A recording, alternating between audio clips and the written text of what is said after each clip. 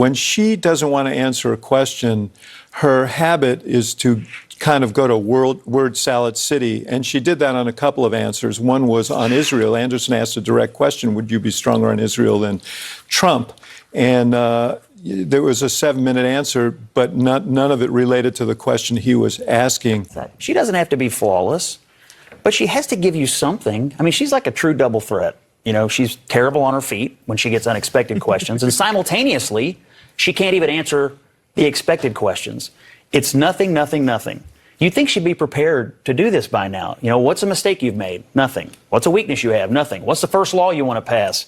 Nothing. What's a policy difference between you and Joe Biden? Nothing. Nothing. Over and over and over. Empty, empty, empty. If she were an animal, she'd be a duck-billed platitude. But look,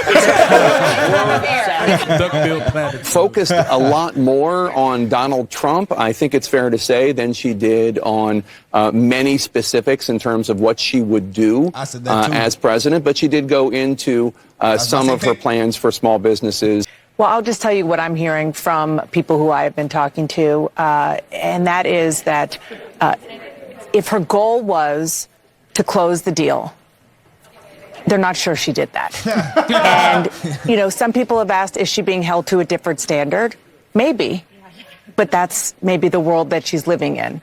And on the question of who she is, people are understanding that a little bit more, but what she will do, the question about her legislative priorities, name one, there wasn't one. I think that the word salad stuff gets on my nerves. I think that some of the evasions are not necessary. Kamala Harris participated in a one-person debate last night, and she lost. Okay, she was asked direct questions, and she provided very circular answers.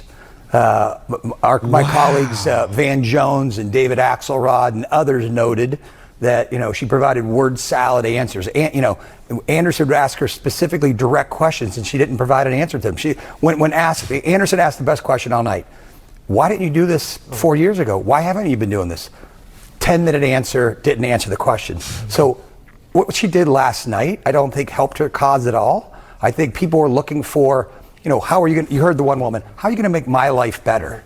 That wasn't provided. Donald Trump bad is not going to get you to the White House. I hate to break it to her. When did they decide everybody gonna flip on CNN like this? Like when one person changed, it seemed like all of them. It's like a domino effect. They got to keep it 100 at some point. I've noticed when it goes too far, that's when they're like, all right, enough. Yeah. Like when Joe got cooked, it was like you couldn't say nothing. They'll lie. They're the ones at least like they'll give you something like, okay, we can't do these people all the way. Yeah. Like, they're just stupid. They supposed to be in the These center. were pretty consistent takes though from each of these people. Well, I mean, Consistent in what way? Van Jones, I've never seen Van Jones say anything bad about him. He said he's tired of the word salad. That sounds like something you would say. He's tired of people saying this is a word salad. No. He was talking about Kamala. Let me rehear it. I think he was talking about Kamala Look, personally. real quick. No, I thought that's what he said, but then the other dude we saw after him, that dude, number one, he said, even Van Jones said. Oh, hold on, I didn't hear that. No, Van said There he's sick wasn't of it. one. I think that the word salad stuff gets on my nerves. Talking about her. I think that some of the evasions are not necessary. He said, Watch. He even says Van Jones said. Harris her word participated in a salad get on one-person nerves. debate last night, and she lost. Okay, she was asked direct questions, and she provided very circular answers.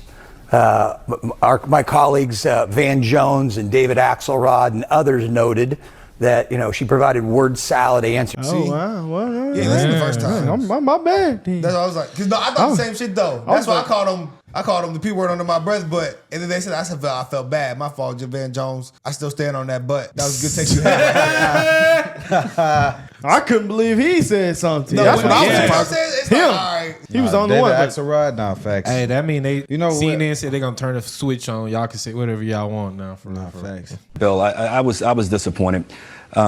What I can't understand is at a moment in which you're supposed to be laser focused, serious, with 12 days left in a campaign, and you get asked a question from an audience member that says, "What's the first thing you would want to do? What's the first piece of legislation you'd want to pass?" If you can't come right away, but we want to pass a border security bill, we want a new tax bill that empowers first-time homeowners and small business owners, and we want to review and overhaul regulatory processes to make sure we're not limiting or inhibiting growth in America. It begs the question in some ways, what is your campaign doing with you? What are you guys talking about? What are you taking a day off to prepare for if you can't say those things. And then say the fourth thing, we'd restore Roe v. Wade.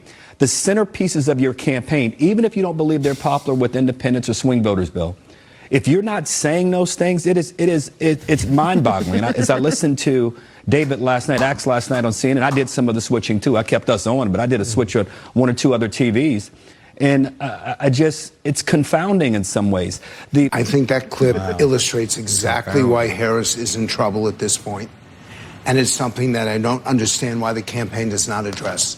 They asked her specifically, where do you stand on the wall? And what does she do? She goes and shifts it right to Donald Trump. Immediately mentions him twice. Within the first 5 seconds, she still hasn't closed the deal. She still hasn't said to people exactly what she would do. In fact, what she should have done in the opening of that town hall is said, I want to tell you what I'm going to do in the first hour, in the first day, and in the first week. And it's going to take me 5 minutes. So, Anderson, you're going to have to sit tight. Here's what we're going to do by 1 p.m. She didn't do any of that. She hasn't told the public step by step what she's about. Let me ask you. Wow. You know, it strikes me what's interesting about the moment we're in right now is that we in the media are treating Vice President Harris like we treat a normal politician, and we're critiquing her answers, and we're talking about, well, she could have said this differently, she could have said that differently. About time. Meanwhile, the Republican nominee literally is talking about liberals being the enemy within, talking about using the military to go after these people. His defenders say, oh no, he's talking about going after illegal immigrants, or he's going after mobs in the street. And Trump will say, no, I mean going after the Pelosi's, going after Adam Schiff, going after Democrats. And these campaigns are in two different universes. Is she being held to a different standard? Does she have to have all the answers perfectly done, and he gets to walk around bloviating from his absolutely boneheaded self? She is being held to a different standard. She has to be perfect, while he has been the most imperfect candidate that we have ever seen for presidency in our lifetimes. That is just a fact. That is a fact. And well, first of all, he doesn't even have to appear sane. That's the bar. At this point, she has to appear presidential and everything you just said. He'd have to prepare for that. He would. He'd have to really work on being sane, because he seems insane. And he doesn't show up for anything. He didn't show up for a debate. He doesn't show up for a town hall. Does he have bone spurs again, do you think? I mean, I'm wondering. Possible. So, no, imagine if Kamala didn't show up. Imagine if she said the things that he said. I mean, the name calling. Look, Kamala Harris and Donald Trump are not taking the same exam. Yeah. And I think it bothers people. They're not taking the same exam. He gets to be lawless. She has to be flawless.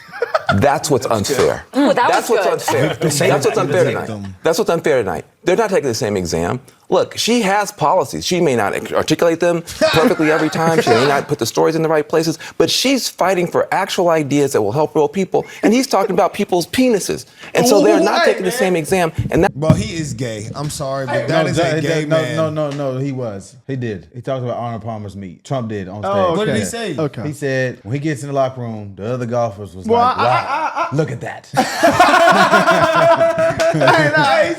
said that for real. That's funny, bro. Like, what? I mean, that's gay to even bring up, though. Yeah. And you know it was a joke. Yeah. He's bringing up penises. They made fun of his meat at the DNC. Nobody had a problem. Wasn't the liberals was talking about Trump having small hands and he had to defend No, that was Rubio. He was Republican. Yeah. I remember they was pushing that, bro. That was years ago. They was pushing they that. They were saying that, though. The CNN was pushing that.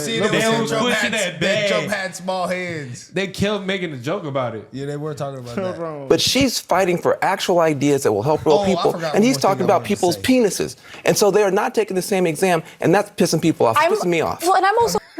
Doesn't he sound? I'm not trying to keep harping on this, but bro, he got a purple suit on, bro. I'm just confused why they said Kamala and Trump is not equally getting treated fair. He said, hold on. This is what it was. This is the funniest part. She has policies. She may not articulate them. What?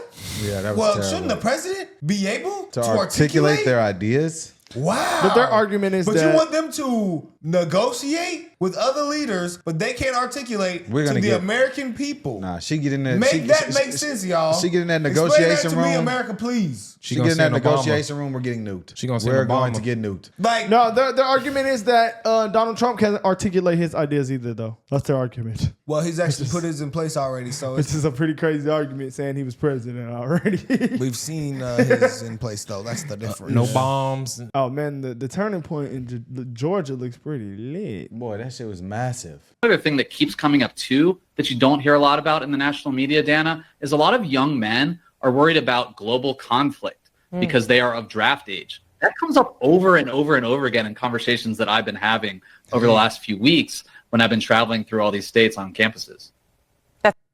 Hey man, That's a great, fair argument, right? That is a great argument. Like, hey, I'd be out there, so I'm affected by this. Hey, You're a misogynist. Hey. You're a misogynist. You You're don't an want extremist. You don't want her in office because of that. my body, my choice. I'm not going to war. So you don't- my body, my choice. So you I'm don't- not going to war. So you my don't- body, my choice. You don't I'm not going you to don't war. want to fight for America so a woman My can be body, my president? choice.